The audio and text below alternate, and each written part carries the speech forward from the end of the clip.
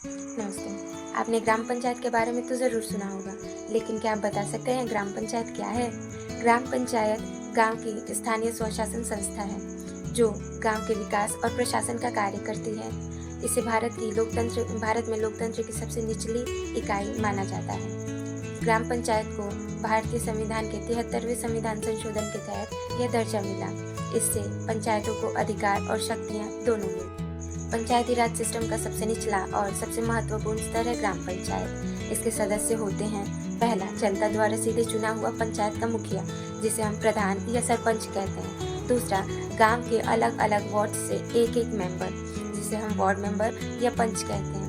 तीसरा, सरकार द्वारा नियुक्त वह सरकारी कर्मचारी जो गांव की कागजी कार्रवाई और फंड्स का हिसाब रखता है, जिसे हम ग्राम सचिव कहते हैं। लोग अक्सर सोचते हैं कि पंचायत का कार्य सिर्फ सड़क बनवाना होता है, लेकिन पंचायत का कार्य बहुत ही गहरा होता है, जैसे जल प्रबंधन, कुएं, तालाब और हैंडपंप की मरम्मत कराना। फिर आता है शिक्षा और स्वास्थ्य, जैसे कि प्राथमिक स्कूलों और स्वास्थ्य केंद्रों की देखरेख करना। फिर है योजनाएं, जैसे मनरेगा हुआ, आवास हुआ, ऐसे ही सरकारी योजनाओं को लोगों तक पहुंचाना। चौथा आता है रिकॉर्ड्स, जिसमें जन्म, मृत्यु और शादी का रजिस्ट्रेशन करा।